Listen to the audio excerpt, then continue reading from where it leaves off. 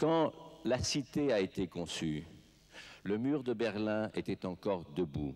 Quelques grands qui ont défilé sur cet écran étaient encore vivants, parfois étaient encore aux commandes.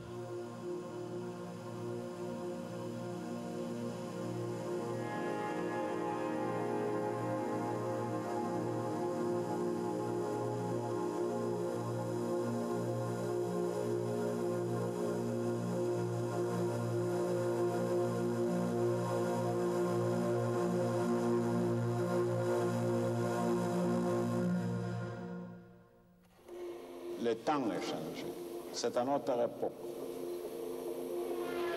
La folie n'est pas une conséquence de l'incertitude, mais des certitudes. En 1968, chez moi, c'était le printemps de Prague. En Tchécoslovaquie, la question c'était où vont se prendre les décisions.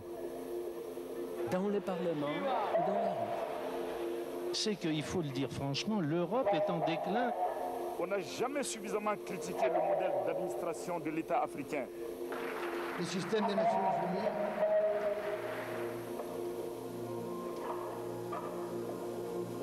Je ne conçois pas de changement brutal et autoritaire. Il y a un très grand risque à rester immobile. On sait que le temps des problèmes, ce n'est pas le temps des élections. Nous avons eu beaucoup d'espoir. Parce que les gens se disent, on nous a déjà parlé de ça et c'est toujours pas en application. Nous n'arrivons pas à créer un nombre d'emplois suffisant. Le communisme est mort. Le temps de la mondialisation est complètement nouveau. On est l'otage de l'économie. Les plus grosses erreurs, on les fait par bout de temps. We believe that small is beautiful. La France est notre deuxième patrie. Quand je fais un film, c'est dire la vérité sans être ennuyant.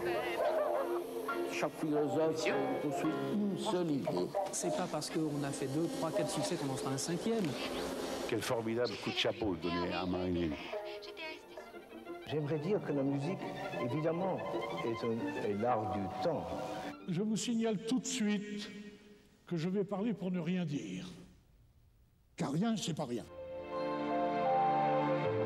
Le bonheur, c'est ce qui permet à l'homme de s'accomplir et d'accomplir sa tâche. Il y a des gens qui se posent jamais de questions, ils sont heureux. Et on parle dans le village du Midi du Fada. Mais le Fada est heureux. Autrement dit, et si nous pensions autrement la vie? Tout change l'homme. Qu'est-ce que l'homme et que devient-il? En quoi le progrès des sciences a-t-il changé l'homme? En d'autres termes, plus je sais, plus je crois.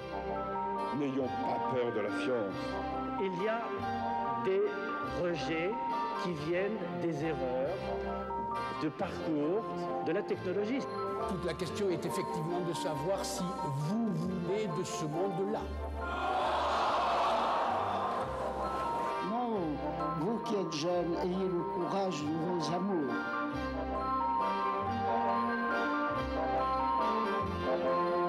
Mesdames et messieurs, est-ce que ce micro fonctionne? Oui, mesdames et messieurs, bonsoir, bienvenue à la Cité de la Réussite, 9e du nom. Alors, ce soir, découverte et invention, le XXe siècle a-t-il tenu ses promesses? Vaste programme.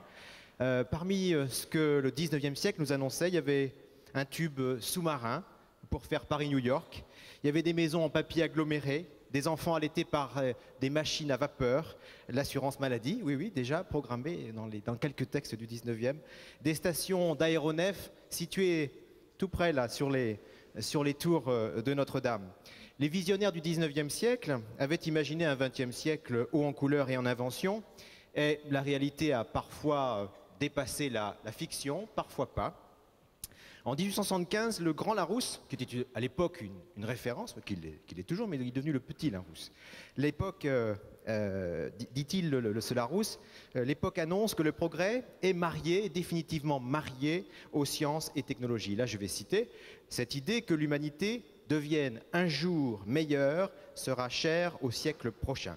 Une promesse parmi bien d'autres du 19e siècle pour le 20e. Et avant d'accueillir nos invités, de ce soir. En images, nous allons feuilleter quelques pages de ce siècle, un film de quelques minutes pour nous replonger dans ce passé somme toute récent. À tout de suite.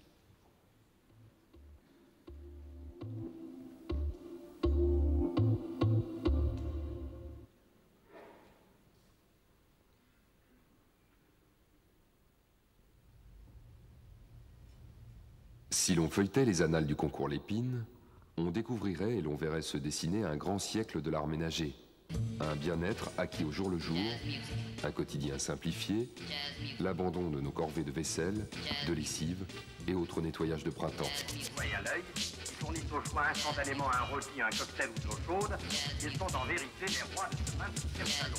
Triomphe des boutons et de la manette.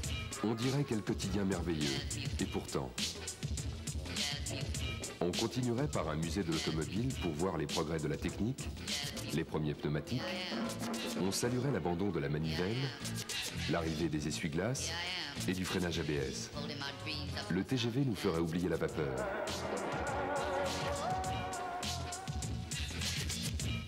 On se dirait quel transport merveilleux qui nous conduise d'un point à l'autre, plus loin, plus vite et presque gracieusement.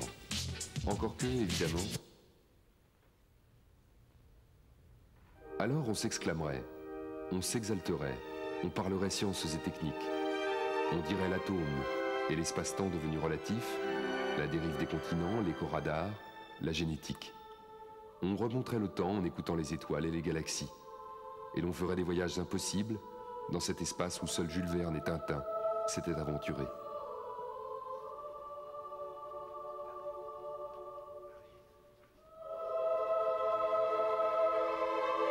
On pourrait également se regarder nous-mêmes vivants par la grâce d'une nouvelle santé, presque miraculée, ayant appris sur le bout de nos doigts savants les hormones, les vitamines, les gènes et l'ADN, et l'histoire de nos victoires sur ces maladies insaisissables comme la tuberculose et la poliomyélite, et nos antibiotiques et nos anxiolytiques.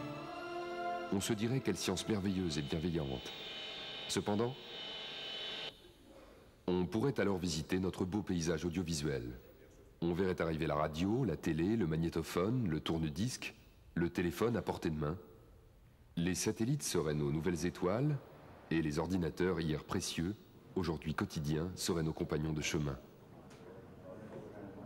On se dirait, quelle belle relation, quel échange merveilleux.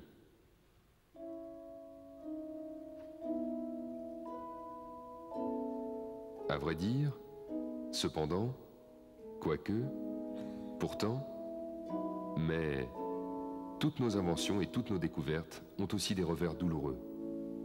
On se dit que le progrès a des oublis, qu'il fait des trous noirs dans notre quotidien, que nos aliments sur mesure ont l'arrière-goût du transgénique, que l'homme réparé avec son cœur artificiel et ses membres remplacés reste une machine énigmatique, et que le nucléaire, c'est aussi une guerre.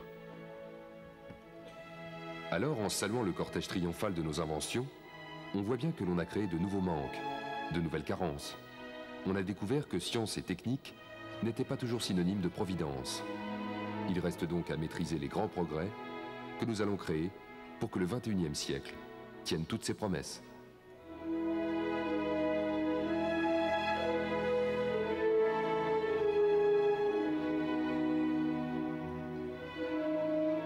Bien, j'ai demandé à nos invités de nous rejoindre, professeur Tubiana, Madame Barré-Sinoussi, Monsieur Fischer, Jean-Marc Lévy-Leblanc, Pierre Tambourin. On va continuer je dirais, la discussion, mais c'est vrai que ce film appelle peut-être des réactions que nous allons prendre tout de suite. Asseyons-nous. Et puis on va faire davantage connaissance avec ces invités qui ont accepté de répondre à vos questions et voilà. Et à celles préparées par nos... Oh là là, tout va bien. Le XXIe siècle s'ouvre sur des bouteilles. Et questions préparées par nos amis d'HEC. Tout à l'heure, au moment donc, du débat qu'on ouvrira avec vous. Alors, à côté de moi, Maurice Toubiana, vous êtes professeur de médecine, cancérologue. Vous êtes entré en 1952 à l'Institut Gustave Roussy à Villejuif. Et vous dites dans un de vos livres, qui s'appelle Les chemins d'Esculape, une histoire de la pensée médicale, chez Flammarion, « J'appartiens à une génération qui a vécu une extraordinaire aventure. J'ai vu la médecine d'un art devenir une science. » Vous êtes un passionné de la politique de santé. D'ailleurs, vous avez travaillé à l'OMS, l'Organisation mondiale de la santé.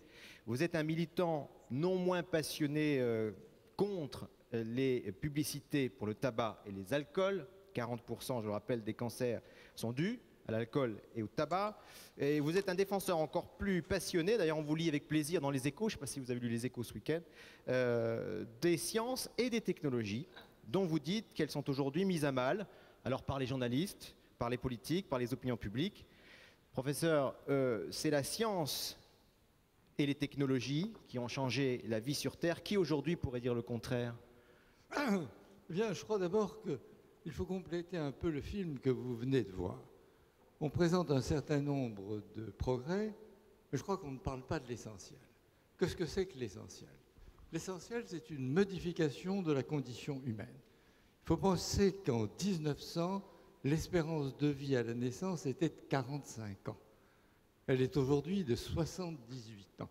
Nous avons gagné 33 ans de vie en un siècle, ce qui évidemment ne s'était jamais vu et ce qui évidemment aussi ne se reverra jamais. De plus, ce n'est pas de la mauvaise vie qu'on a gagné. Les études qui ont été faites montrent qu'il y a une prolongation parallèle de l'espérance de vie et de ce qu'on appelle l'espérance de vie sans handicap. L'espérance de vie sans handicap a cru proportionnellement à l'espérance de vie. Donc nous terminons ce siècle avec une vie qui est de 35 ans ou de 33 ans plus longue qu'au début, avec une vie de bien meilleure qualité. De plus, il ne faut pas oublier que la science a apporté la liberté. En 1900, il y avait encore des pays avec des esclaves et des pays avec des serfs. Et ça n'était des serfs. Ça n'était pas une petite partie de l'humanité, c'était de gigantesques pans de l'humanité où le servage et l'esclavage continuaient à exister. Et le servage et l'esclavage ont disparu quand la machine est venue se substituer au muscle humain et qu'au fond, il est devenu périmé d'avoir des esclaves, il valait beaucoup mieux avoir des machines. Troisièmement, la science et la technologie ont apporté la tolérance et la liberté. Je crois que ce n'est pas toujours quelque chose qui est bien compris. Je n'en prendrai qu'un exemple, celui des femmes. Elles sont devenues maîtres de la procréation grâce à la contraception. Elles ont prolongé leur existence sexuellement active, si je puis dire, de 10 ou 15 ans grâce à leur monothérapie substitutive. La condition féminine a été complètement modifiée dans le sens de plus grande liberté. Elles ont des enfants quand elles veulent et seulement quand elles veulent, et d'une plus grande prise de distance par rapport aux esclavages de la nature. La ménopause arrive quand elles veulent que la ménopause arrive. Donc je crois que quand on parle de la science et de la technologie, il ne faut pas montrer un réfrigérateur, comme on l'a montré tout à l'heure, pour qu'important qu'ait été la découverte du réfrigérateur. Je ne sous-estime pas du tout l'importance que ça a eu, parce que ça a changé la façon dont les gens se nourrissaient, mais tout de même, il y a quelque chose de beaucoup plus important. Ça a apporté, dans une certaine mesure, la tolérance et la liberté. Alors on dira, bien sûr, il y a eu Staline et Hitler. Mais Staline et Hitler, c'est la première moitié du siècle. Depuis 1945, nous vivons la plus longue période de paix qu'ait jamais connue l'hémisphère occidental. Professeur, on reviendra, j'imagine, sur la seconde moitié de ce XXe siècle qui nous a effectivement apporté pas mal de réussites. On va passer à vous, Françoise Barré-Sinoussi. Vous êtes directrice de l'unité biologie des rétrovirus à l'Institut Pasteur. Vos activités de recherche au début des années 80 croisent la route d'une maladie nouvelle, énigmatique, le sida. Et très vite, il vous faut comprendre, faire comprendre aussi au milieu médical, aux administratifs, aux politiques, aux malades qui avaient une urgence, et c'était pas si évident que ça. Vous dites alors à ce moment-là, nous, chercheurs américains et français, quand nous parlions de ce problème, au début des recherches, personne n'y croyait. Et ça, j'imagine que ce n'est pas facile à vivre. Au sein de l'équipe du professeur Luc Montagnier, vous identifiez vous-même en 1983 le fameux VIH, virus d'immunodéficience, mais surtout vous découvrez en 1985 la responsabilité de ce virus dans la maladie du sida. On connaît la suite de l'histoire, peut-être un point d'actualité pour commencer. Où en sont les recherches concernant les vaccins, un vaccin contre le sida?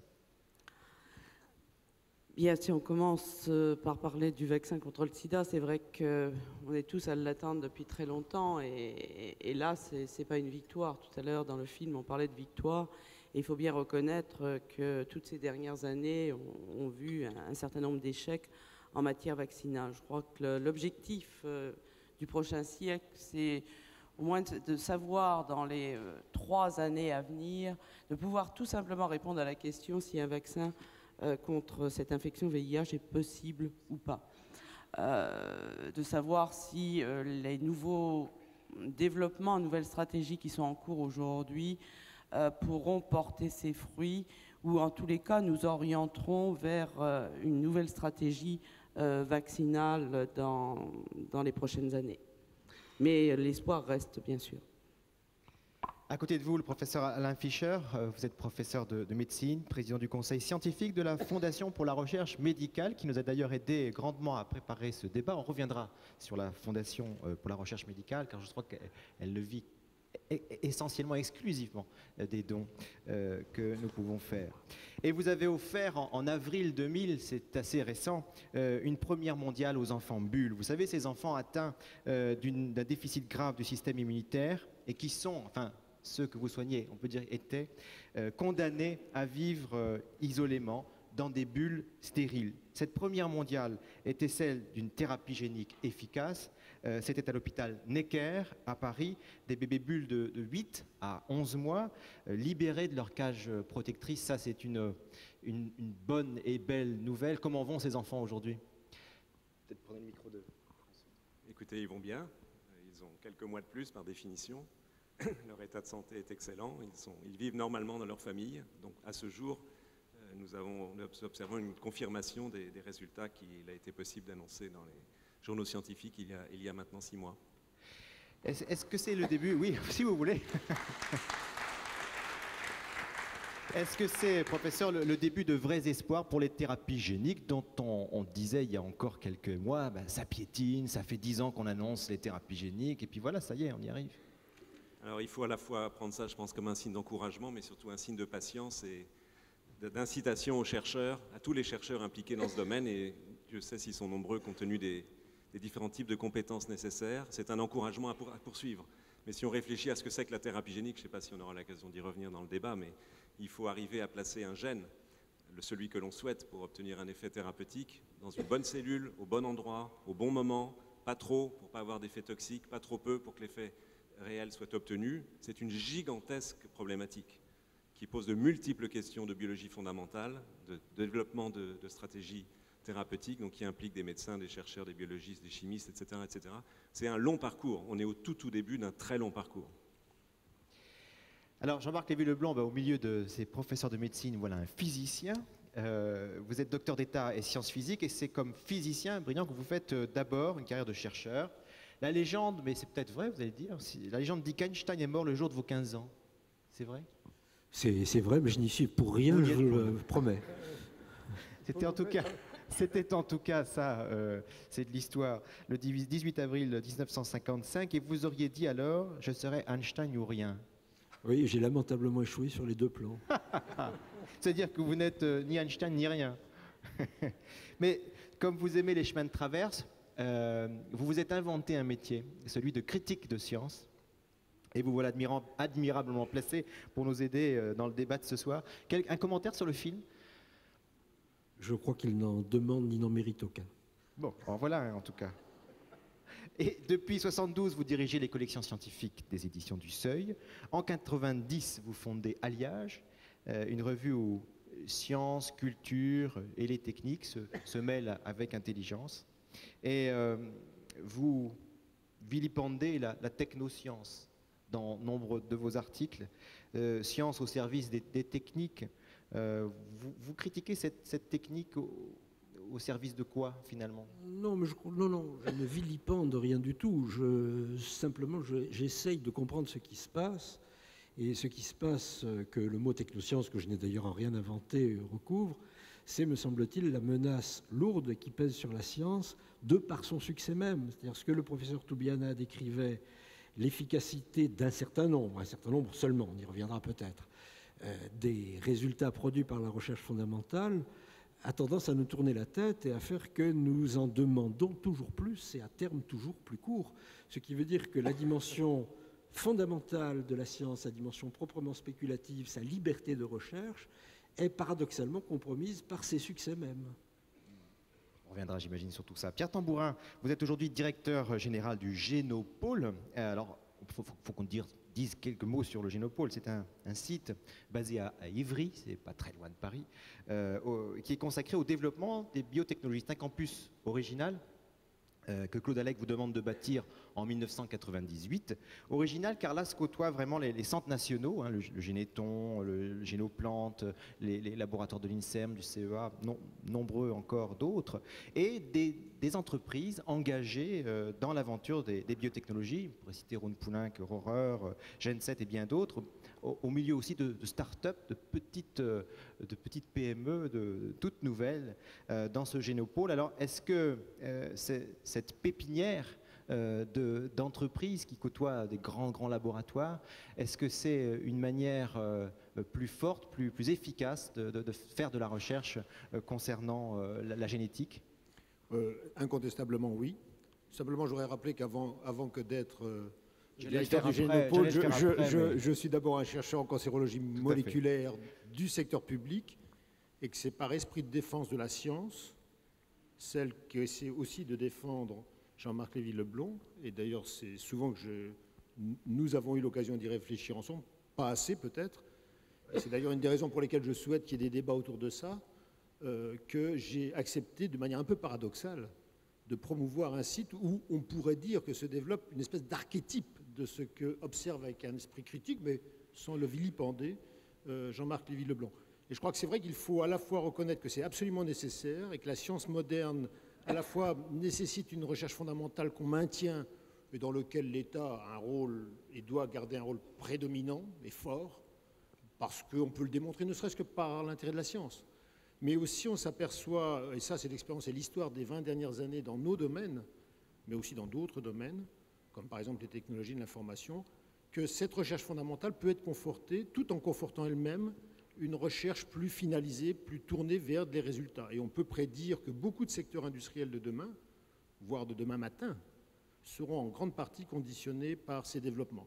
Alors on peut bien entendu faire le choix de ne pas y aller, c'est un choix de société, il est tout à fait légitime de le faire. Ceci étant, il faut savoir ce que l'on court comme conséquence, on encourt comme conséquence si on fait ce choix. Je crois que c'est le rôle d'une société consciente des enjeux de décider si oui ou non on y va. Pour l'instant, on y va. On y va. On y va, on est parti. Alors, Génopôle est loin de résumer votre carrière, hein, vous l'avez signalé, carrière dédiée à l'étude du cancer, plus précisément les oncogènes, gènes qui interviennent dans le processus de cancérisation. En 93, il faut dire aussi que vous êtes à la tête d'une énorme affaire, un énorme machin. Vous êtes directeur des sciences du CNRS et ce grand laboratoire, c'est 9000 collaborateurs. C'est pas un machin, c'est un département qui regroupe un quart des effectifs du CNRS. Vous en êtes bien sorti, tout va bien, ça s'est bien passé? Oui, et d'ailleurs ça me donne l'occasion de démentir ce que j'entends souvent et qui m'ulcère, parce que c'est une vraie insulte aux chercheurs. On dit souvent que le CNRS est un endroit où, en gros, mettre de l'argent ne sert à rien parce que ce qui s'y passe est mauvais, ce qui est complètement contradictoire avec tout ce qu'on dit par ailleurs, c'est-à-dire que la recherche fondamentale française, qu'elle soit cette fois au CNRS ou à l'INSERM, est de bonne qualité. Je peux vous dire que pendant les 4 ans et demi que j'ai passé au CNRS à la tête des sciences du vivant, le scientifique que je suis encore, il a éprouvé un réel plaisir de côtoyer des gens qui s'adonnaient à un travail tout à fait fondamental, tourné vers le développement de la connaissance, parfois peut-être un peu trop d'ailleurs, ça peut paraître paradoxal, mais c'est un peu comme ça aussi, et qui faisait un travail de très grande qualité. Alors arrêtons de dire que nous avons des organismes publics de recherche au sein desquels on ne travaille pas bien. Ceci est une contre-vérité notoire que même les études menées à l'étranger sur ce qui s'y passe démontrent. Très bien. Eh bien, nous allons maintenant vous passer la parole avec un micro. Ça ira très bien. Les questions sont à vous. Nous essaierons d'y répondre. Bonjour messieurs, je suis Georges Benoliel, étudiant à HEC. Vous venez pendant cette introduction de nous délivrer un message assez optimiste sur les apports du XXe siècle, sur les progrès, qu'il s'agisse de l'espérance de vie, de la recherche fondamentale, des thérapies géniques, des choses comme ça. Je vais peut-être commencer par une question un petit peu provocatrice. Quand on pense à l'opinion publique en cette toute fin de XXe siècle, quand on pense aux gens qui rejettent d'emblée des choses comme le clonage, les OGM, les grandes catastrophes qu'ils se remémorent, ne sommes-nous pas rentrés dans une période de peur, en quelque sorte, de la science, de ses conséquences plus ou moins néfastes sur le long terme? Professeur Toubiana, vous vouliez répondre? Je crois que c'est moi qui suis un petit peu le destinataire. Ces réactions de peur et de méfiance de la science sont aussi vieilles que l'humanité. Il n'y a qu'à se rappeler le mythe de Prométhée. Vous le connaissez tous. Prométhée est un titan. Il monte sur l'Olympe pour voler le feu aux dieux. C'est très symbolique, voler le feu aux dieux, ça veut dire la naissance des activités industrielles, la naissance de tout ce qui fait la civilisation. Donc Prométhée vole le feu aux dieux, Jupiter est vexé, il condamne Prométhée à être enchaîné sur un rocher où un vautour viendra tous les jours lui dévorer le foie. Mais donc, transgression, punition de la transgression. Le savoir est mauvais et Dieu n'aime pas les gens qui veulent savoir. Vous pourriez me dire, c'est exactement le symétrique de l'arbre de connaissance dans la Bible, où il y a aussi Adam et Ève qui veulent savoir, qui mangent la pomme de l'arbre de la connaissance et qui sont chassés du paradis. Donc, il y a là un parallélisme, la transgression, la volonté de savoir remet en cause la divinité et elle est punie. Mais dans le mythe de Prométhée, ça ne s'arrête pas là. Hercule passe par là, le symbole de l'humanité triomphante passe par là, il délivre Prométhée. Jupiter, mis devant le fait accompli, pardonne Prométhée et on célèbre l'action de Prométhée. Ça veut dire quoi? Ça veut dire que toute découverte dans un premier temps suscite l'inquiétude, l'angoisse et le rejet. Et puis, quand le temps passe, on s'aperçoit que cette découverte est bonne et utile et on l'intègre dans la vie et on célèbre son découvreur. Et je crois que depuis la haute antiquité, on retrouve ce même phénomène. Que ce soit Copernic, que ce soit Galilée, que ce soit Pasteur, que ce soit Darwin, chaque fois il y a eu ces deux temps, le rejet épouvantable, comment Darwin ose dire que l'homme descend du singe, quelle abomination, il met la religion en péril, il met la civilisation en péril, le seul nom de Darwin est maudit, et puis au bout de relativement peu de temps, on s'aperçoit que c'est une découverte grandiose, et Darwin devient un des piliers de la science triomphante. Donc, première chose, la science, c'est la transgression, c'est le ferment du changement et on n'aime pas le changement. Deuxième chose, la science remet en cause les dogmes. L'humanité aime vivre sur des idées simples, sur des dogmes. La science, c'est une machine à casser les dogmes. Et ça exaspère les gens. Et ça exaspère les gens. Il y a deux personnes qui se sont particulièrement distinguées au cours du XXe siècle dans leur critique de la science. C'est un nommé Adolf Hitler en Allemagne et Joseph Staline en Russie. Il faut relire les pages qu'il y a dans Mein Kampf sur la science signée Hitler. Et je crois que c'est extrêmement instructif de voir comment un dogmatique, l'homme qui lance une idéologie, se méfie de la science qui risque de remettre en cause cette idéologie.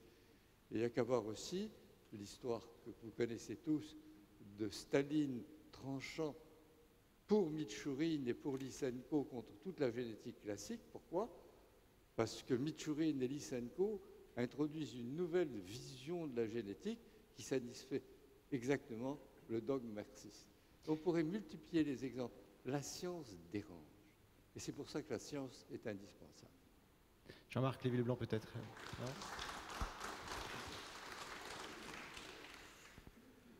Oui, enfin, ce qui me surprend un peu dans ce que vient de dire le professeur Toubiana, c'est que j'y vois, moi, l'énoncé d'un dogme, précisément. Et j'aimerais bien savoir quelle est la science qui va démentir ce dogme. Je m'excuse mais puis après nous sommes là pour débattre. Il me semble quand même qu'il faut rétablir les choses de façon un peu plus conforme à la vérité historique. Faire des pays totalitaires comme l'Union soviétique ou l'Allemagne nazie des ennemis de la science est tout simplement une contre-vérité. L'Allemagne nazie a vu la chimie continuer à se développer de façon extrêmement intensive et les écoles mathématiques de l'Union soviétique n'ont jamais été aussi florissantes que sous le socialisme.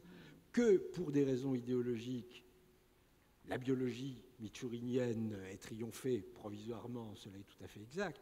Mais je crois qu'établir une adéquation systématique entre la démocratie et la science me semble totalement infondé. Je crois Votre question est bonne parce que le débat est lancé. Elle était très très bonne. Hein. On va passer un peu de temps. Non, sans être trop long. Simplement, il me semble que l'expérience historique du XXe siècle, c'est au contraire la preuve, contrairement aux espoirs de nos prédécesseurs du XVIIIe et à l'esprit des Lumières, que la science est compatible avec le totalitarisme, avec la dictature, et que l'avenir qui nous attend dans les décennies, à mon avis, continuera à le montrer. Il n'est pas du tout évident que la science ait besoin de la démocratie pour se développer. Il n'est pas du tout évident non plus qu'elle soit elle-même un ferment de démocratie. Toute l'expérience du XXe siècle tend à prouver le contraire.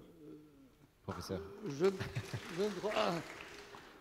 Je crois qu'à votre tour, vous êtes dogmatique en disant ça de façon aussi nette. Je ne pense pas du tout que ce soit le cas. D'abord, la science n'est pas une machine à faire des dogmes, mais elle est une machine à trouver des faits. Si les faits sont en accord avec les dogmes, tant mieux. S'ils ne sont pas en accord avec les dogmes, ça démolit les dogmes. D'autre part, vous dites que la science apporte le progrès est un dogme. Je crois qu'il faut distinguer dans le progrès trois choses. Il y a le progrès matériel, le confort, l'apport des technologies est évident. Il y a deuxièmement, ce qui est tout à fait différent, le progrès intellectuel, ce qu'apporte la connaissance. Et là, déjà, le jugement est plus nuancé. On peut effectivement apporter des arguments en faveur et des arguments contre. Et puis, il y a le troisième domaine, qui est peut-être le plus important, qui est le progrès moral, c'est-à-dire la charité, la solidarité. Et là, la science n'apporte rien. La science, elle apporte des faits. La science, elle apporte des technologies. Et dans la Bible, déjà, il y a cette phrase qui est la phrase fondamentale, à mon sens, une des phrases fondamentales de la Bible, c'est avec le même airain qu'on fait la lame des glaives et le soc des charrues. Ça veut dire quoi? Ça veut dire ce que Pierre Curie a dit dans son fameux discours de réception du prix Nobel.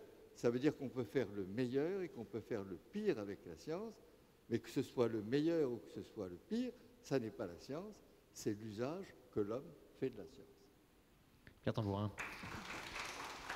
Oui, dans ce même amphithéâtre, il y a quelques décennies, l'une des questions fondamentales qui semblait fondamentale, en tout cas à l'époque, était exactement déjà celle-là. La science est-elle bonne, est-elle mauvaise? C'était aux alentours d'un mois de mai dans les années 68. Et c'était d'ailleurs dans ces mêmes lieux, et il y a eu des débats très, très profonds. Alors ce qu'a dit le professeur Tubiana, je le partage en grande partie, pas complètement cependant, parce que je suis assez sensible aux arguments de Jean-Marc Lévy-Leblond, mais c'est vrai qu'il y a eu vis-à-vis de la connaissance nouvelle, souvent au cours de l'évolution de nos sociétés, des réactions qui se sont avérées ensuite des réactions largement excessives et qui témoignaient d'une forme d'angoisse, d'une forme de crainte par rapport à ce progrès des connaissances. Ceci étant dit, n'oublions pas cependant que cette deuxième partie du siècle, ces 50 dernières années, ont tout de même connu quelques événements qui, sans être attribuables à la science en tant que telle, paraissent en tout cas à nos concitoyens suffisamment proches de la science pour que des questions fondamentales semblent devoir être posées aujourd'hui. Dans le domaine de la physique, Jean-Marc et Lévy-Leblond est physicien, il ne me démentira pas, il y a quand même eu des développements directement par les scientifiques, leur participation directe, pour des raisons évidemment tout à fait compréhensibles, au développement de l'arme nucléaire et dans une prise de conscience qui s'est passée dans une discussion forte. Au moment de l'apparition de la génétique moléculaire, il y a eu de la même manière questionnement dans le milieu scientifique qui a pris l'allure du moratoire d'Asilomar, etc., où des scientifiques se sont interrogés sur le thème « Où allons-nous ? Comment y allons-nous ? Est-ce que ce qui se fait dans nos laboratoires n'est pas en train transgresser non seulement la connaissance, mais peut-être des lois d'un autre ordre. La réponse a été que pour mieux connaître ce que nous faisions, il fallait d'abord essayer de mieux connaître le résultat des expériences que nous projetions. Eh bien, l'histoire du sang contaminé, au fond, plutôt du côté médical que du côté scientifique, a été aussi l'objet d'un vaste questionnement sur cette science qui apparaîtrait détenir tout un ensemble de clés et qu'on n'a pas bien vu se saisir de ce problème à temps. L'histoire des prions et de la vache folle, indépendamment des problèmes récents, est aussi une histoire qui, du point de vue de l'histoire une affaire qui, du point de vue de l'histoire de la science, devra nous marquer et nous interroger.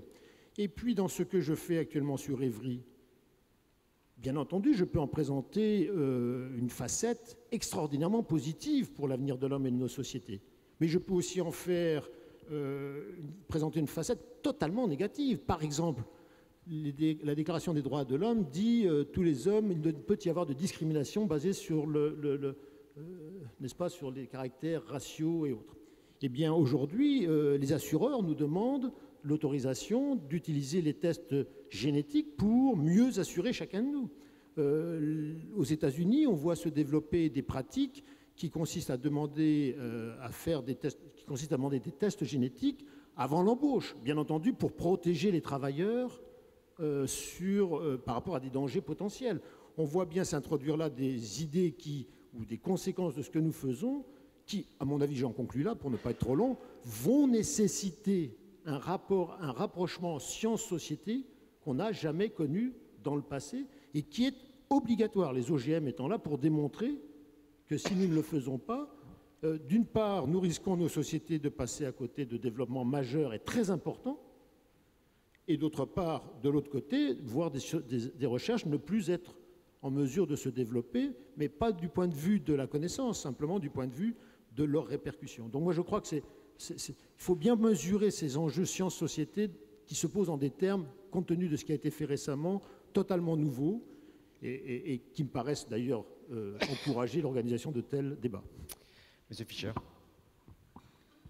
Oui, en fait, pour un tout petit peu dans la continuité de ce que vient de dire Pierre Tambourin, je pense qu'on est entré, du fait de l'histoire des événements récents, je me contenterai de l'aspect de la biologie, de la médecine, même si à l'évidence la physique est directement impliquée, on est entré dans une situation où, à juste titre, le citoyen est en droit de se poser des questions sur les applications des sciences et d'avoir donc un regard et de s'interroger sur la façon dont ces sciences doivent être utilisées. Je parle plus de l'utilisation des sciences que de la découverte elle-même, encore qu'on pourrait discuter un instant cela aussi.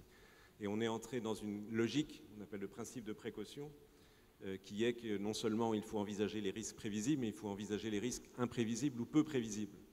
Cette démarche me paraît à la fois hautement légitime et potentiellement dangereuse. Hautement légitime parce qu'à nouveau, les erreurs du passé, les erreurs malheureusement cruelles, récentes, montrent à quel point on ne peut pas accepter une espèce de forme d'ultralibéralisme de l'application des découvertes scientifiques. Ça serait à la limite d'être criminel. Mais d'un autre côté, pousser à l'extrême ce principe de précaution, et on en sent aujourd'hui dans un certain nombre de circonstances les prémices, c'est une forme de paralysie potentielle, et donc il faut trouver l'équilibre. Je ne sais pas où est le point d'équilibre. Ce point d'équilibre est probablement plus variable en fonction des questions posées. Le point d'équilibre est à trouver aussi qui prend les décisions, de quelle façon le public est informé, autrement dit, de quelle façon la démocratie des citoyens s'exerce dans ce domaine. Je pense que c'est une question absolument cruciale. C'est à la fois, encore une fois, une interrogation totalement légitime de la société et une source d'inquiétude si on va trop loin. Madame Barré-Sinoussi, puis ensuite, professeur Tubien. En fait, je voudrais abonder un petit peu dans tout ce qui a été dit, en focalisant plus particulièrement sur le domaine que je connais le mieux, c'est la science au bénéfice de l'humanité en soi. Je parle de science médicale. Et je crois que ce n'est pas la science, comme l'a dit Maurice Tudiamena tout à l'heure, qui est en cause. C'est l'utilisation des résultats scientifiques en soi. Et c'est là où, comme vient de le dire Alain Fischer, il faut essayer d'évaluer les risques prévisibles, mais aussi il y a un certain nombre de risques qu'on ne peut pas prévoir aujourd'hui. Et je crois que peut-être ce que ce siècle nous a fait redécouvrir aussi un petit peu, c'est que les risques existeront toujours. Toujours. Et puis la vie est pleine de risques, n'est-ce pas, professeur ? Et que chacun d'entre nous, journellement, nous prenons des risques. Nous aurons toujours à aussi souffrir en partie des risques des découvertes scientifiques Nous devons par contre d'essayer de les minimiser au maximum par des concertations, aussi bien dans le milieu scientifique, mais aussi par des échanges à beaucoup plus large échelle. Oui, je voudrais dire que je suis à la fois d'accord avec certaines des choses qui ont été dites par mon ami Tambourin et par Alain Fichet, et là encore pas avec tout. D'abord, il ne faut pas trop se battre à la coulpe en disant le sang contaminé, c'est la faute des médecins et des scientifiques. Si on a inventé la transfusion, c'est tout de même, ça a sauvé des centaines de milliers de vies humaines, que la transfusion est parfois amenée à des catastrophes, l'automobile aussi. On ne peut pas dire que l'automobile est une mauvaise découverte parce que ça tue 10 000 personnes par an en France. Ou on ne peut pas dire que la télévision est une mauvaise chose parce qu'il y a des gens qui s'abêtissent en regardant la télévision. Ça prouve que toute technologie peut comporter des risques. C'est la fameuse ambivalence que l'on connaît depuis la Bible et qu'il faut prendre garde à ces risques. La seconde chose, c'est que dans le cas du sang contaminé, c'est très caractéristique. Le dérapage du sang contaminé, c'est pas trop de science, c'est pas assez de science. Et dès le départ, les scientifiques avaient proposé un certain nombre de solutions, notamment le choix des donneurs, et cette solution n'a pas été acceptée par des gens dont la culture n'était pas assez scientifique. Une plus grande culture scientifique aurait pu amener plus précocement un choix des donneurs, comme ça a été fait dans beaucoup de pays, et en particulier en Grande-Bretagne. Ceci dit, il est bien évident que rien ne serait plus catastrophique qu'une république des savants. La république des savants qui était à la mode à la fin du XIXe siècle, nous savons aujourd'hui que ça serait une catastrophe. Le pouvoir doit rester entre les mains du peuple et de ses représentants, car toute découverte scientifique peut être bien ou mal appliquée, et c'est aux gens, une fois qu'ils ont été informés, mais bien informés, et pas désinformés comme c'était là souvent le cas dans les médias, quand ils ont été bien informés, de prendre les décisions en connaissance de cause. Et là, je crois qu'il y a deux voies qui s'offrent pour montrer ce que l'on pourrait faire. La première, c'est les conférences citoyennes, et la seconde, c'est les hearings de type anglo-saxon. Une question, oui madame, bien sûr. Pasternak, c'est pour enchaîner justement sur la commission citoyenne. Votre micro ne fonctionne pas. L'Assemblée nationale avait institué une commission citoyenne pour débattre de la problématique des OGM. Et ils ont fait un très bon travail, mais depuis c'est tombé tout à fait dans l'oubli. Et je voulais savoir quelles sont les solutions et est-ce que ce dispositif est toujours d'actualité? Alors, le cas de la conférence citoyenne pour les OGM, vous avez raison, est extrêmement instructif. Qu'est-ce qui s'est passé? D'abord, pour ceux des gens de la salle qui ne savent pas ce qu'est une conférence citoyenne, la conférence citoyenne est un gadget ou une découverte qui a été faite très intéressante, qui a été promue par les Danois. Et ça consiste justement, quand il y a un problème scientifique et technique, on tire au sort un jury comme on tirerait au sort un jury de cour d'assises. Et alors cette quinzaine de personnes, on leur dit on va vous informer. Mais les informer, ça ne veut pas dire qu'on les enferme 10 minutes dans une pièce, ça veut dire que pendant plusieurs mois, on va consacrer 2 ou 3 jours par semaine à les informer. Et on va leur donner des listes de scientifiques, des listes d'experts compétents qui vont avoir le droit de convoquer comme des témoins devant une cour d'assises, les faire parler, leur demander des renseignements écrits. Et puis on va de la même façon faire comparaître devant ce jury des gens qui disent par exemple les OGM c'est dangereux, et là encore il faudra que les gens donnent des documents écrits expliquant pourquoi ils pensent que c'est dangereux. Et puis à la fin de ce processus, qui dure donc quelques semaines, mais qui demande beaucoup de temps aux membres du jury, aux membres du jury, ils se réunissent, ils délibèrent. Et dans le cas des OGM, le résultat de leur délibération, eh bien, on ne peut que s'incliner devant, c'est absolument parfait. Ce qu'il disait est remarquablement intelligent, pondéré, équilibré, on ne peut que s'incliner devant ça. Le malheur a voulu que le Conseil d'État ait à juger sur une plainte de l'association Greenpeace le problème des OGM. Le Conseil d'État, qui est souverain, a pris une décision qui était contraire, radicalement contraire à ce qu'avait proposé la conférence citoyenne, mais dans un domaine juridique, il est bien évident que le Conseil d'État le passe sur toute autre institution y compris sur le gouvernement, et ceci a bloqué l'affaire depuis 3 ans. Jean-Marc Lévy-Leblond, est-ce que les conférences de consensus, les conférences citoyens, comme on dit, sont une piste intéressante pour le débat science-société? C'est une timide piste intéressante, c'est-à-dire qu'elles permettent de mettre en lumière l'existence d'un problème, je crois, extrêmement profond, et que nous ne sommes pas prêts de résoudre, à mon avis, qui est celui de savoir si la science est soluble dans la démocratie. Je veux dire par là que, contrairement à une opinion courante, il n'y a pas a priori d'adéquation entre science et démocratie. Pourquoi ? Parce que la vérité scientifique est établie par tous les moyens, sauf par les moyens démocratiques. On ne vote pas pour savoir si un théorème est juste ou pour savoir si une expérience est réussie. C'est-à-dire que le domaine de la science est celui où nous avons la prétention, justifiée en général, de pouvoir trancher de la vérité ou non d'un certain résultat par des méthodes sur lesquelles nous nous mettons d'accord, indépendamment de différences d'opinion préalables.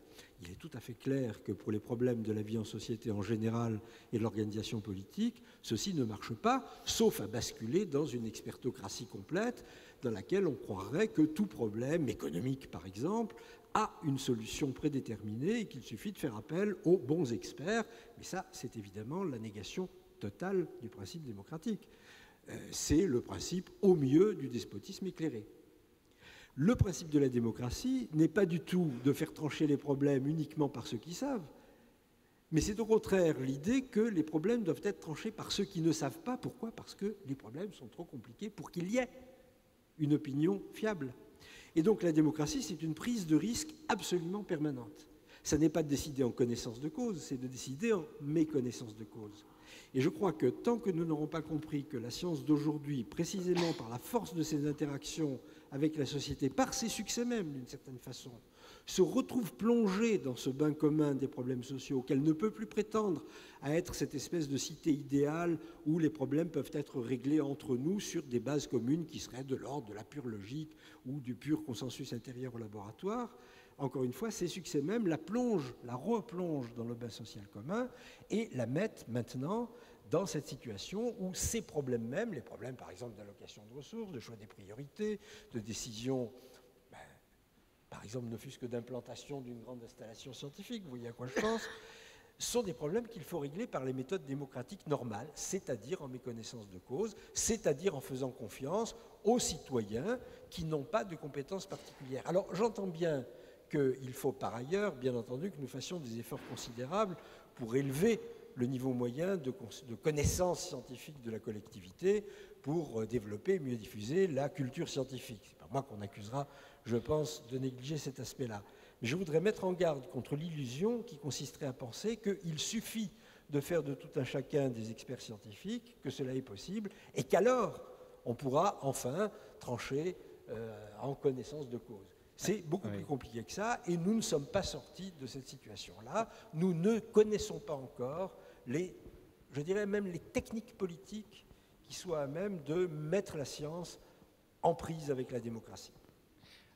Oui, je suis moins pessimiste tout de même, même s'il reste beaucoup de choses à faire. Alors, je voudrais qu'on distingue déjà 2 secteurs. La science en tant que telle, c'est-à-dire, en gros, j'ai envie dans mon laboratoire de faire telle et telle expérience. Est-ce que je peux le faire en ayant la seule garantie qu'elle me permettra de progresser dans les connaissances ?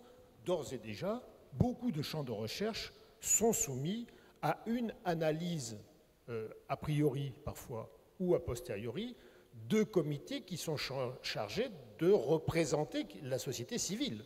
Par exemple, prenons un exemple que vous connaissez tous, pour un chercheur aujourd'hui travailler sur un embryon au stade 1 ou 2 cellules de l'homme, c'est interdit par les comités et voire par la loi.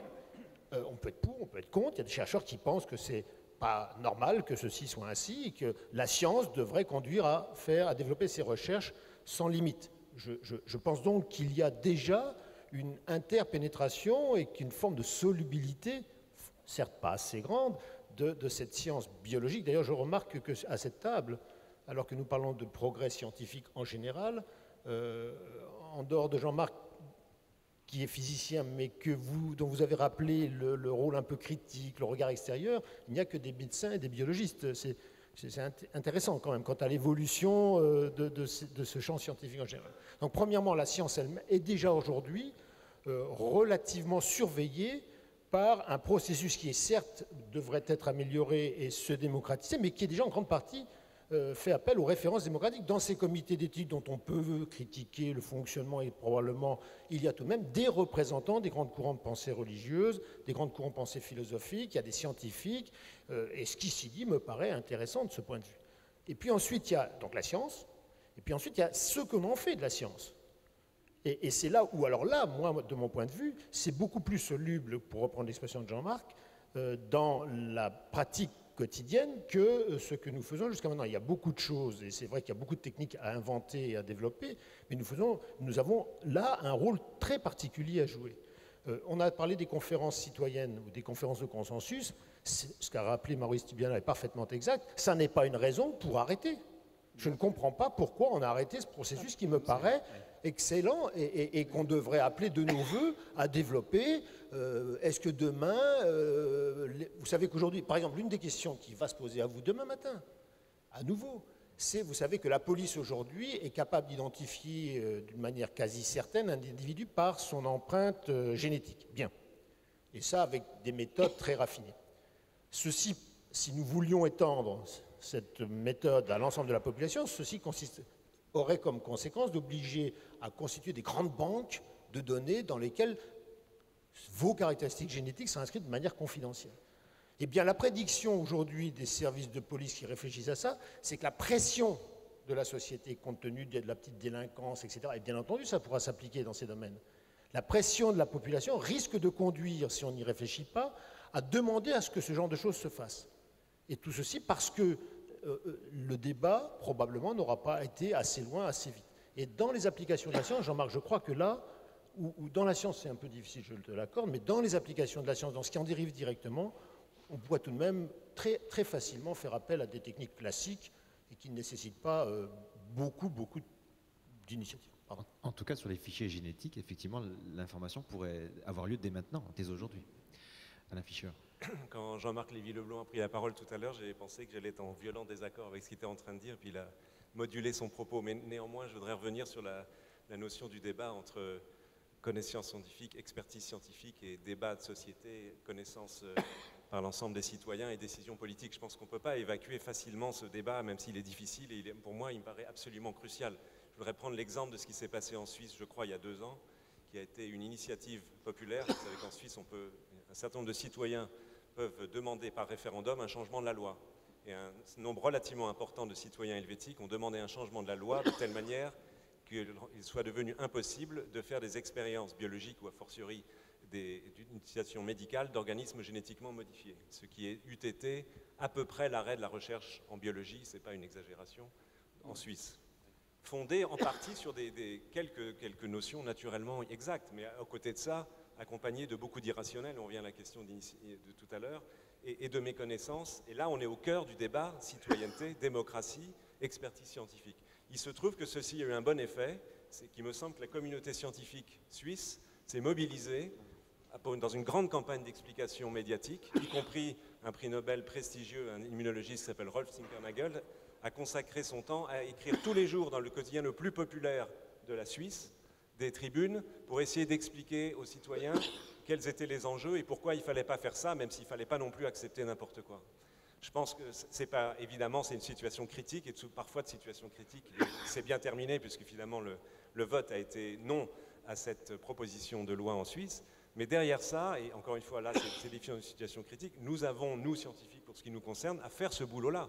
Peut-être qu'après tout, il faut prendre notre plume et écrire tous les jours dans François et dans d'autres journaux, je ne citerai pas forcément, et aller dans les médias télévisuels et à la radio, etc., pour essayer de passer ce type d'informations raisonnables. Il ne s'agit pas non plus de faire un plaidoyer scientiste, pro-scientifique qui n'a aucun sens et qui serait totalement contre-productif. Mais je pense que nous avons à faire ce travail à l'égard de la population, pour que la population, lorsque les échéances électorales arrivent et que les questions scientifiques sont parfois au centre du débat, puisse, dans une certaine mesure, au moins émettre un avis éclairé.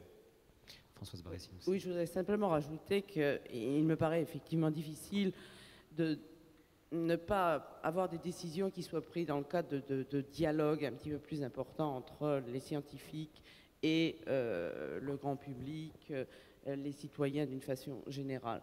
Et pour cela, je voudrais donner un exemple qui est celui de la recherche sur le sida. Vous savez que dans ce domaine, il y a beaucoup d'associations qui se sont mobilisées et qu'aujourd'hui, finalement, toutes décisions qui sont prises quant à l'application de certaines recherches dans le domaine ou même des décisions en matière orientation de certaines recherches sont faites avec ce milieu associatif donc qui représente à la fois les malades mais aussi les citoyens. Et ça me paraît être un exemple qui peut-être nécessiterait d'être développé dans d'autres domaines. Ça me semble une bonne chose que les citoyens, les malades s'associent et finalement fassent une sorte de lobby auprès des chercheurs. Mais écoutez, l'expérience, moi, que j'en ai pour l'instant dans ce domaine-là, ça a été tout à fait bénéfique.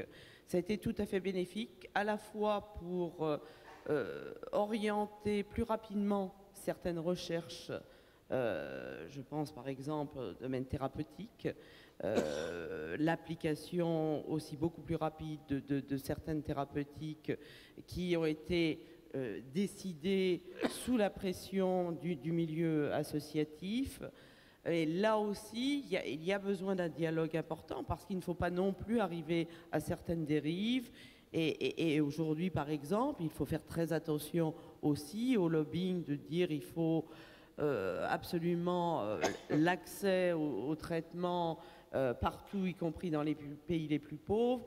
Si on ne dialogue pas ensemble, on peut faire aussi des erreurs, car il faut que les conditions soient aussi établies pour l'apport de certaines thérapeutiques dans certains pays. Donc ça nécessite justement cet échange constant. Et pour moi, il est difficile de dire que les décisions, parfois, doivent être prises en méconnaissance de cause. Je crois qu'il y a toujours besoin d'avoir connaissance d'une situation. Maurice Dubiana. Oui, je voudrais vous rappeler une phrase de Jefferson qui est classique. Jefferson, vous le savez, était le second président des États-Unis après Washington. Et Jefferson, à qui on posait ce problème dont nous discutons en ce moment, donc vous voyez qu'à la fin du XVIIIe et au début du XIXe, on avait déjà très bien posé ce problème. Jefferson répondait « c'est au peuple de trancher ». Et si on me dit que le peuple est trop ignorant pour trancher, je dirais une chose, il faut instruire le peuple. Qu'est-ce que ça veut dire? Ça veut dire qu'il faut lui donner les informations nécessaires pour qu'il puisse prendre une décision. Et c'est en ça que la conférence citoyenne me paraît quelque chose de très important, parce que c'est le premier effort rationnel et bien construit dans ce but. Mais, pour prolonger ce que disait tout à l'heure Alain Fichet, je crois qu'il y a un domaine où nous, scientifiques et médecins, devons nous battre la coulpe. C'est que nous n'avons pas fait assez d'efforts pour informer les gens. Nous avons une tentation toute naturelle de nous enfermer dans notre tour d'ivoire en disant pourquoi aller recevoir des coups dans des dialogues à la télévision ou dans les médias où il y a une pensée quasi unique, et si on n'est pas dans le sens de cette pensée unique, on sera injurié. Alors beaucoup de gens, devant cette perspective, préfèrent ne rien dire ou dire comme s'ils partageaient la pensée unique. Et de ce point de vue, nous avons manqué de courage et nous avons manqué dans les efforts que nous devons faire pour informer le public. Une question, parce que le dialogue, il faut que ça se fasse dans les deux sens. Là. Bonsoir. Elvire Stéphane, étudiante à HEC. Un peu plus fort, un peu plus. Pendant les 50 dernières années, la connaissance scientifique n'a jamais atteint un tel niveau d'élaboration et de subtilité. Pourtant, ces avancées reposent sur des ruptures conceptuelles déjà anciennes, la révolution copernicienne, les lois de Newton et de Kepler, la théorie d'Einstein. Et là, c'est une question qui s'adresse peut-être plus particulièrement à M. Lévy-Leblond, parce que c'est dans le domaine de la physique. Pensez-vous que le siècle à venir connaîtra de nouvelles ruptures fondamentales, remettant en question ce que l'on croit savoir, et dans quel domaine? Faites-nous rêver. Et faites-nous rêver, voilà. Est-ce que le 21e siècle promet de belles révolutions coperniciennes? Je veux bien vous faire rêver, mais pas à ça.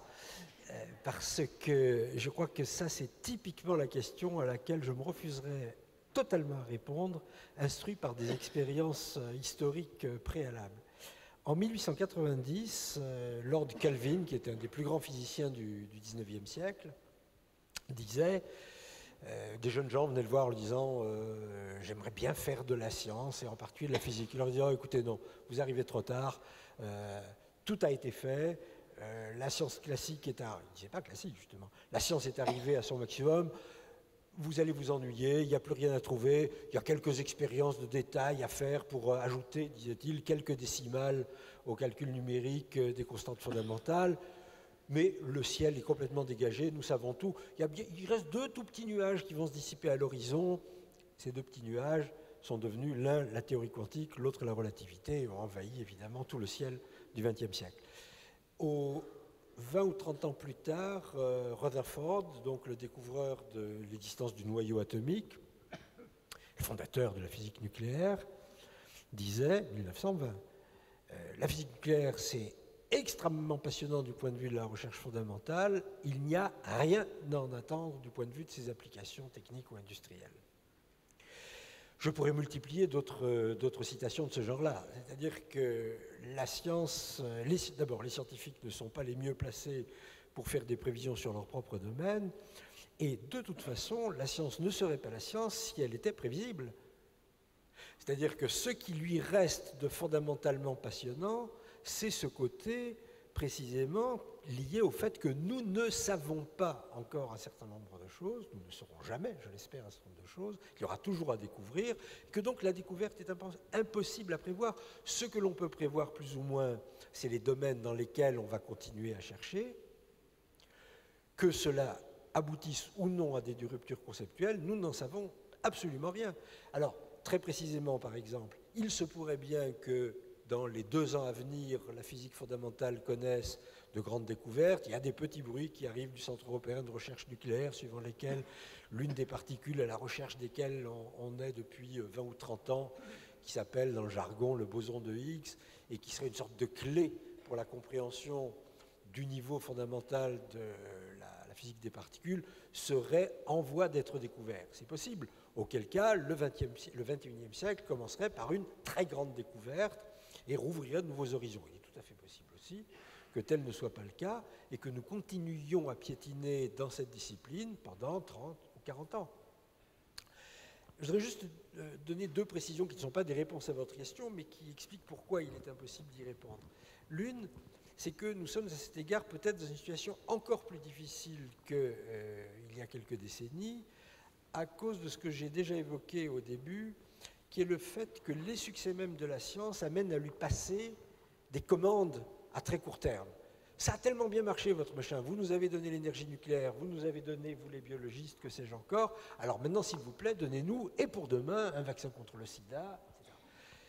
Nous ne pouvons pas répondre à ces questions-là, qui sont des questions sur lesquelles peut-être il nous manque des clés tout à fait essentielles, et peut-être que ce n'est que dans 20, 30 ou 40 ans. J'espère que Tambourin ne me démentira pas. Si je rappelle l'exemple de la guerre contre le cancer déclenchée par l'administration américaine, Nixon, dans les années 60, à coup de, je ne sais plus quel était le budget, mais un budget considérable de millions de dollars, disait, ça y est, dans 10 ans, le problème est réglé. Manifestement, ça n'a pas marché comme on le voulait. Donc il est possible que toute une série des problèmes, mais pour d'autres raisons, il est possible que toute une série des problèmes posés aujourd'hui ne trouvent leur réponse que dans 30 ou 40 ans, ou plus probablement même que ces problèmes disparaissent, soient remplacés par d'autres. Une bonne partie de l'histoire des sciences consiste non pas à résoudre les problèmes posés au préalable, mais à en changer. Et tout le développement de la physique atomique du XXe siècle a été en fait un changement de problème. Les problèmes que se posaient nos prédécesseurs à la fin du XIXe ne sont pas ceux que nous avons résolus au XXe. Il se posait des problèmes touchant par exemple la turbulence. Qu'est-ce qui se passe quand vous ouvrez un robinet? Problème ultra compliqué, qui a été quasiment éliminé de l'horizon de la physique fondamentale pendant 80 ans pour revenir relativement récemment, et la physique du macroscopique, la physique de la matière molle, la physique des liquides, est redevenue un thème à la mode après 80 ans. Elle avait été oubliée, nous avons dû la réapprendre. Donc, imprévisibilité totale à cet égard. Désolé de ne pas vous faire rêver, mais je pense que vous aurez d'autres rêves. On va d'ailleurs approfondir la question du cancer avec M. Pierre Tambourin et M. Toubiana, parce que c'est vrai qu'il y a 50 ans, on disait, mais il est probable qu'en l'an 2000, on sache soigner tous les cancers. Alors on sait faire mieux qu'avant, beaucoup mieux qu'avant, mais je ne sais pas qui veut répondre le premier, on en est loin. Alors, je vais répondre, même si Maurice Toubiana est sûrement mieux placé, mais simplement pour faire préciser l'histoire de Jean-Marc Lévy-Leblond au sujet du plan Nixon. Il faut se souvenir qu'à l'époque, les États-Unis sortaient d'un enjeu, vous vous souvenez, de la conquête de la Lune, et qu'en gros, le pari qui avait été fait par les politiques, c'était qu'au fond, en mettant beaucoup de moyens techniques et pas mal d'argent sur un grand problème, on devait être capable de répéter cet exploit dans un domaine comme le cancer. Et malheureusement, pour les malades souffrant de cette cruelle maladie, comme l'a très bien expliqué Jean-Marc Lévy-Leblond, il y a des domaines dans lesquels on peut prédire qu'on sera capable de faire telle et telle chose parce que toutes les technologies existent, tous les concepts existent, et encore de temps en temps, on se heurte à quelque chose qu'on n'avait pas prévu et qui bloque pendant quelques années, n'est-ce pas? Si je vous demande de faire un train, par exemple, qui roule, je ne sais pas moi, à 590 km à l'heure, il est possible, il est probable qu'on saura le faire assez facilement pour peu qu'on prenne un certain nombre de... Mais soyons déjà prudents. En revanche, pour un problème comme le cancer, et aujourd'hui on peut beaucoup mieux comprendre pourquoi, à cette époque, il était illusoire, sauf miracle, je dis bien sauf miracle, de prétendre qu'on arriverait à régler ce problème, c'est clair qu'on ne pouvait pas le dire. On ne pouvait pas le dire du point de vue scientifique parce que simplement, on était face à un problème d'une complexité dont on pensait déjà à cette époque-là. Il n'y avait pas encore les gènes du cancer, il n'y avait pas encore tous les moyens que nous a offert la biologie moderne, et prétendre pouvoir comprendre une maladie aussi complexe en 5 ans. Alors, quel a été l'effet de ce plan? Parce que c'est intéressant tout de même. Eh bien, il a positionné la biologie nord-américaine, depuis, au premier rang des sciences dans le monde. Et depuis ce temps-là, l'ensemble des autres pays essaient de rattraper le gap, le retard, le hiatus qui existe entre cet énorme développement et qui fait qu'aujourd'hui, la science biologique est dite devoir être la science du début au moins du XXIe siècle. C'est en raison de ces progrès. Aux États-Unis, tout un ensemble de perspectives industrielles se sont fait jour alors que la biologie, jusque-là, n'intéressait que fort peu les industriels. N'oubliez pas que l'industrie pharmaceutique était composée essentiellement de chimistes qui fabriquaient des molécules et assez peu de biologistes. Certes, dans l'agroalimentaire, on faisait référence un peu à la génétique, l'amélioration des plantes, l'amélioration des espèces animales, mais somme toute, ça n'était pas crucial. Et beaucoup de gens se désintéressaient d'ailleurs à la biologie. Aujourd'hui, on est à cause de ce plan Nixon qui n'a rien réglé dans le domaine du cancer, mais ça montre à quel point Jean-Marc Lévy-Leblond a raison dans son argumentation, la science biologique est devenue l'une des sciences comportant des enjeux à la fois économiques, scientifiques, économiques et de société qu'on a évoqués à plusieurs reprises ce soir. Maurice Toubiana. Alors je crois que l'exemple que vient prendre Pierre Tambourin de l'action américaine contre le cancer est extrêmement instructif pour plusieurs raisons. La première, au bout de 10 ans, le gouvernement français a demandé à l'ambassade de France à Washington de faire un bilan de ce qu'avait apporté la recherche sur le cancer pendant ces 10 ans. Je vous rappelle que le budget était de 1 milliard de dollars par an, donc ce n'est pas des sommes négligeables. 10 ans, 1 milliard de dollars par an. Et la conclusion du rapport de l'ambassade de France à Washington, que j'ai eu à cette époque-là entre les mains, était 0. On a dépensé 10 milliards, on n'a absolument rien gagné. Et certains d'entre vous se rappellent peut-être qu'il y avait eu 2 grandes pages du Monde consacrées à cette question et dans lesquelles on disait c'est absolument effarant, on a dépensé 10 milliards de dollars, qu'est-ce qu'on aurait pu faire avec ces 10 milliards de dollars? Moins d'un an plus tard, la découverte des oncogènes et des suppresseurs constituait une remise en cause totale de ce que l'on pensait sur les mécanismes du cancer, et c'était entièrement issu des recherches effectuées dans ce domaine. Donc, le résultat avait été long à venir, mais le résultat était venu, il était prodigieux. Alors vous allez me dire à juste titre, est-ce que ça a changé quoi que ce soit dans la façon dont on traite les cancers? Et la réponse, hélas, c'est évidente, non. Est-ce que ça changera quelque chose dans l'avenir? Et la réponse est évidente, oui. Mais il faut du temps.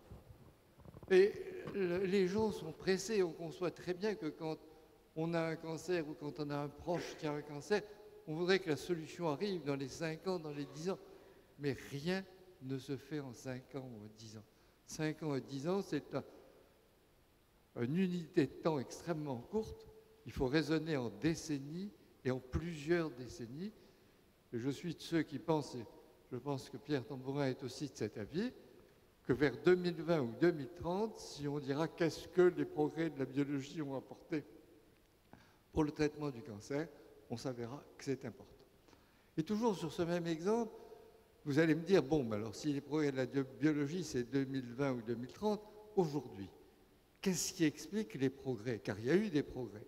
Car chaque année, le pourcentage de cancers guéris augmente lentement, mais il augmente. Eh bien, à la plus grande surprise, quand on analyse les progrès, on s'aperçoit que ces progrès sont liés à 2 facteurs qui n'ont rien à voir avec le cancer. La résonance magnétique nucléaire. La résonance magnétique nucléaire, c'est des recherches de physique fondamentale qui ont été faites dans les années 40-50, qui ont débouché 20 ou 30 ans plus tard sur de nouveaux appareils d'imagerie médicale qui permettent de voir le cancer avec une très grande précision, d'établir ses caractéristiques et qui ouvrent à l'heure actuelle une des méthodes les plus efficaces pour mieux traiter le cancer. Et second gigantesque progrès pour le traitement du cancer, c'est l'ordinateur. Là encore, l'ordinateur, on pouvait se demander qu'est-ce qu'a à faire l'ordinateur avec le traitement du cancer. Eh bien, actuellement, nous ne pourrions pas traiter un certain nombre de cancers sans ordinateur, et c'est l'extraordinaire puissance de calcul que nous ont apporté les ordinateurs, qui ont permis, par exemple, d'accroître d'une façon immense l'efficacité de la radiothérapie. Et ceci souligne quelque chose que disait tout à l'heure Jean-Marc Lévy-Leblond, on ne peut jamais savoir d'où vient le progrès, et c'est quelquefois la recherche la plus fondamentale qui aboutit aux résultats pratiques les plus importants.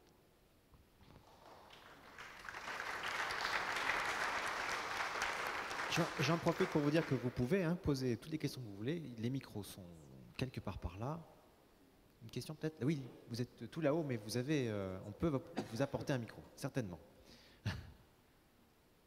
Bonjour. Alors attendez, on prend la question. Le temps qu'on vous apporte le micro, allez-y.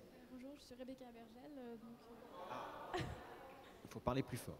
Moi, j'aimerais savoir dans quelle mesure la créativité, le rêve et l'imagination vous ont permis de mener à bien vos recherches et justement d'aboutir dans vos expériences. Dans quelle mesure, je répète, la créativité, l'imagination vous a-t-elle aidé dans vos recherches? Qui veut répondre le temps qu'on donne le micro au monsieur là-bas? Qui veut répondre? En quoi l'imagination a joué un rôle dans vos recherches? Non? Pas du tout. J'ai peur de dire des banalités parce que, oui, l'imagination nous aide dans nos recherches, mais comme dans n'importe quel travail humain. Je ne suis pas sûr, pour ma part, que la science présente une singularité à cet égard. Que vous soyez boulanger-pâtissier, chercheur en physique théorique ou n'importe quelle profession, si vous n'avez pas un peu d'imagination, un peu de rêve, vous ne ferez rien de nouveau. Je crois que c'est une image probablement figée et erronée de la science qui laisserait croire qu'elle pourrait se passer d'imagination et de création. Comme si la science était une activité uniquement logique, méthodique, purement rationnelle. Auquel cas, d'ailleurs, il y aurait contradiction entre sa prétention à vouloir aussi trouver du nouveau. Si on peut trouver du nouveau, comme le disait le professeur Toubiana, c'est qu'on ne sait pas où il est, et donc il faut évidemment beaucoup d'imagination et de créativité. Alors, simplement, je rebondirai sur cette question à laquelle je n'ai pas de réponse, parce que la réponse me paraît un peu banale, excusez-moi, mais il me semble qu'elle soulève un vrai problème, qui est que je ne suis pas sûr que la façon dont nous formons les jeunes chercheurs aujourd'hui leur permette de mettre en action au mieux leur imagination et leur créativité. C'est-à-dire que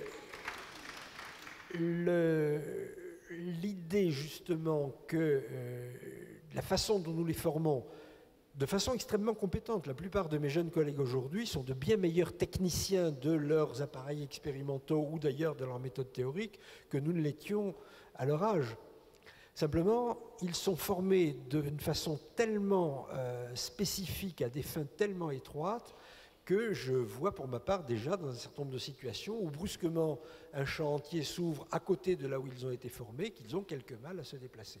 Et je plaiderais volontiers pour ma part pour un élargissement de la formation des scientifiques, pour qu'il ait un contenu beaucoup plus culturel, pour qu'il soit beaucoup plus investi par l'histoire, par la philosophie des sciences en particulier, ce qui d'ailleurs répondrait aussi à la question du futur et de l'avenir, parce qu'une des clés, me semble-t-il, des découvertes qui nous attendent dans un avenir à moyen terme, c'est, paradoxalement peut-être, une meilleure connaissance du passé. Et que la formation que nous donnons aujourd'hui aux chercheurs, qui est une très bonne connaissance du présent immédiat, des quelques années de travail qui sont faites dans leur discipline, au détriment de recherches beaucoup plus anciennes, font que il suffit d'ouvrir le revue scientifique aujourd'hui pour s'en apercevoir, y compris parfois dans des domaines assez ponctuels et assez limités. Il y a des redécouvertes de choses qui étaient connues il y a 30 ou 40 ans, mais dont on n'avait pas mesuré l'intérêt ou l'importance, et des pertes de temps considérables liées au fait que nous n'avons pas collectivement aujourd'hui dans la science une mémoire, une connaissance de notre passé qui nous permettent de préparer suffisamment notre avenir. Merci. Maurice Tubiana. Attendez, oui.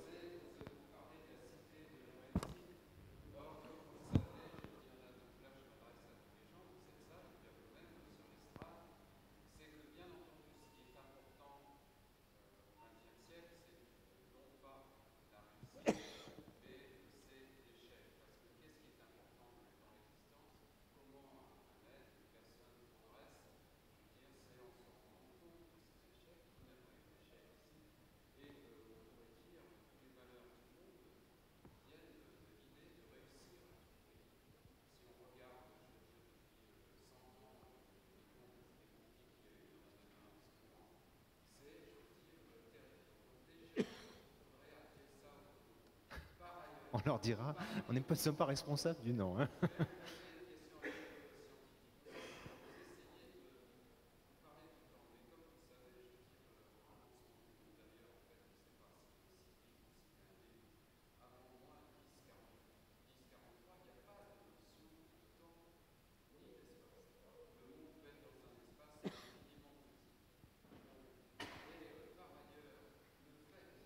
Quelle est votre question, monsieur? En plus, vous n'avez pas de micro. Attendez, je m'approche de vous, vous allez voir. Ah, si, on entendra mieux votre question.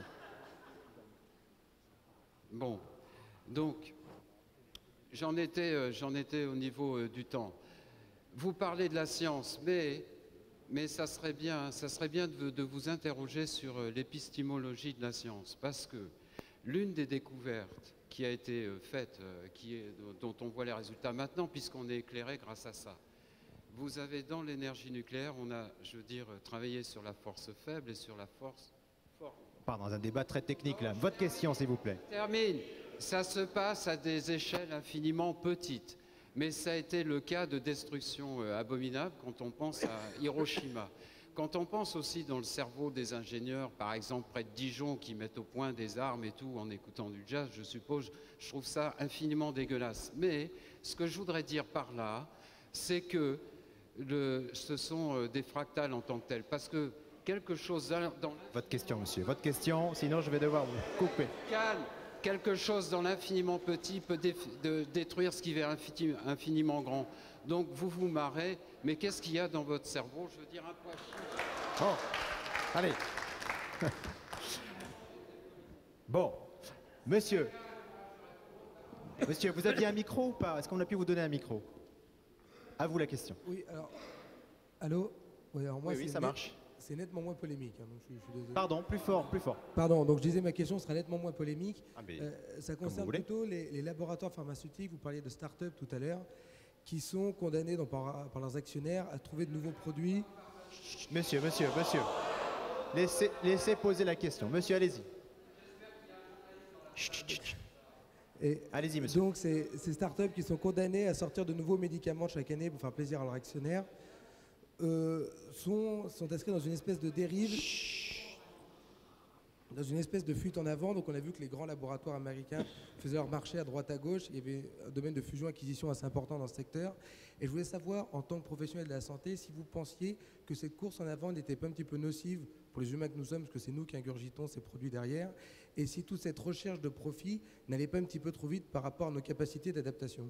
Ça, c'est une question pour Pierre Tambourin. Oui, enfin pour moi, pour tout le monde, hein. Alors d'abord, cette course en avant dont vous parlez, elle existe réellement. Et pour faire suite à la question qui a été posée tout à l'heure sur fait-on preuve assez d'imagination, de rêve, de créativité, ou faut-il cela dans la recherche? Je ne reprendrai pas les propos qui ont été tenus que je partage. Je dirais simplement qu'en biologie et en médecine, un petit peu à l'image de ce qui s'est passé en physique, on a une science qui s'organise beaucoup plus sur la base de groupes importants, qui s'industrialise d'une certaine manière, si vous me permettez ce mot, ce qui est une forme de, en apparence, en première lecture, de contradiction avec l'image qu'on a tous dans la tête d'un pasteur devant son microscope qui réfléchit longuement face à telle et telle expérience.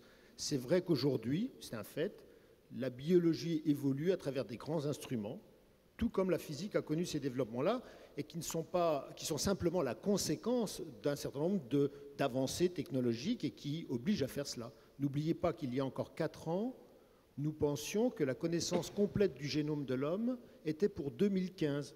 Non, il y a 6 ans, pardon. En 1993-94, nous pensions que la connaissance complète du génome de l'homme, compte tenu des efforts qui étaient faits à l'époque, serait pour 2015. Aujourd'hui, l'ensemble des labos qui s'est accordé pour travailler ensemble, etc., nous donnera la réponse définitive d'ici 1 an ou 2. Vous voyez l'extraordinaire accélération liée à cette forme un peu nouvelle d'une pratique dans les laboratoires. Alors, est-ce que dans cette forme nouvelle, l'imagination, la créativité, etc., jouent encore un rôle? Bien entendu, comme on l'a dit tout à l'heure, mais d'une manière qui est un petit peu différente de ce à quoi on imagine souvent. Alors, pour aller dans votre sens tout à l'heure, cette révolution que nous vivons actuellement dans les pratiques de la recherche biologique, la plus fondamentale aussi, qui n'élimine pas l'ancienne, bien entendu, mais qui la complète, et qui donne des perspectives qui se sont beaucoup rapprochées.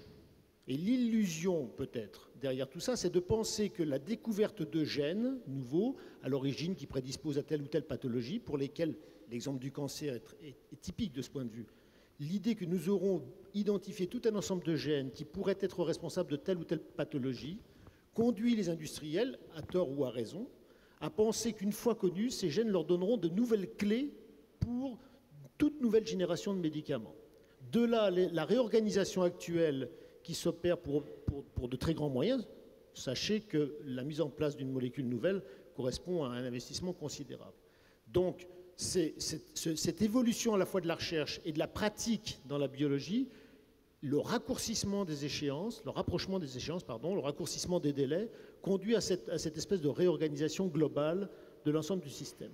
Et par ailleurs, les industriels actuellement, n'étant même pas capables, les grands industriels, de s'adapter à cette évolution rapide à la fois de la pensée, de la méthode et de la pratique dans la recherche et dans ses conséquences, sont obligés aujourd'hui d'externaliser leur recherche, c'est-à-dire au fond s'appuient sur ces entreprises qui se développent parce que ces grands industriels n'ont pas été capables de le faire pour développer eux-mêmes leur recherche. Voilà en gros le changement de panorama. Alors, l'autre question que vous posiez, c'est est-ce que cette course des industriels, l'arrivée de capitaux importants, parce que l'APA, la perspective d'avoir des médicaments qui seront des premiers mondiaux, enfin des molécules qui vont envahir l'ensemble de la planète et qui seraient des vraies réponses thérapeutiques cette fois.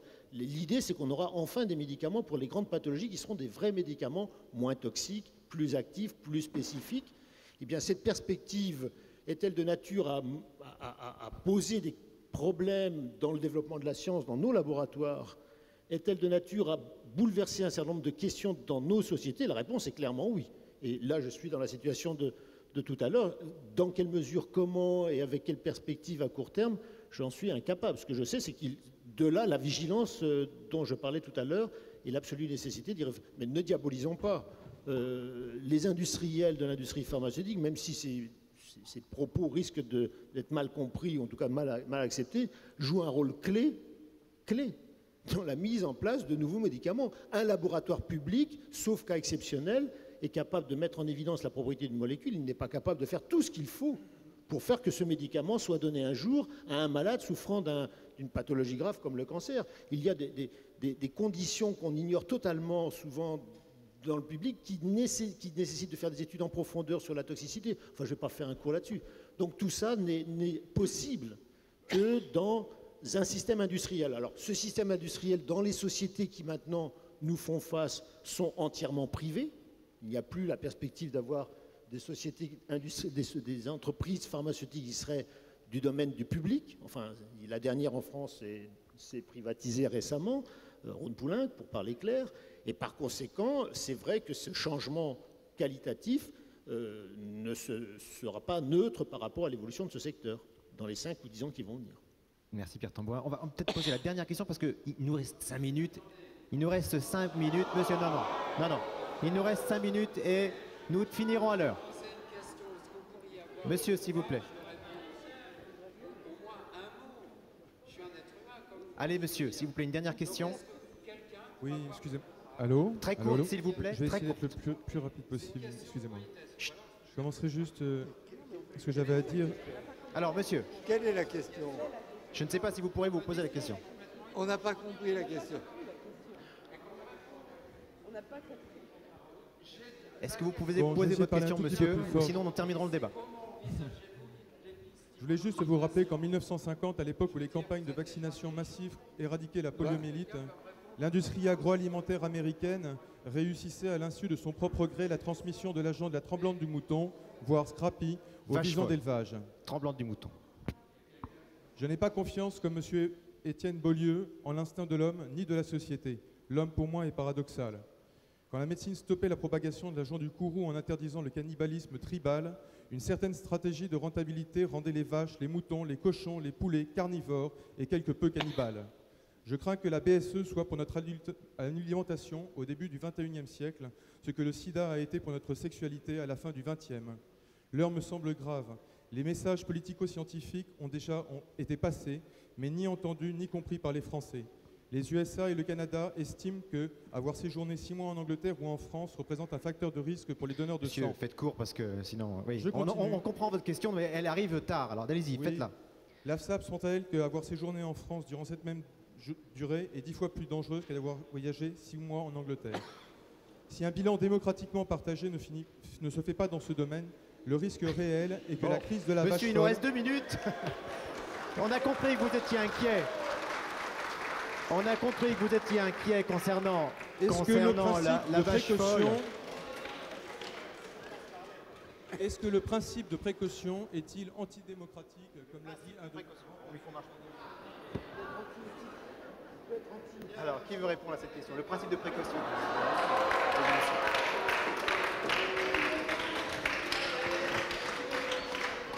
Bon, alors, écoutez, je vous propose, puisque le débat est terminé, qu'il est 20h, je vous propose que nous terminions là ce voyage dans le XXe siècle. On n'a pas pu répondre évidemment à toutes les questions. Et il y a un autre débat qui suit par derrière. Je voudrais remercier nos intervenants. Merci à vous d'être si nombreux. Et merci à eux. On envoie le générique. Merci, professeur.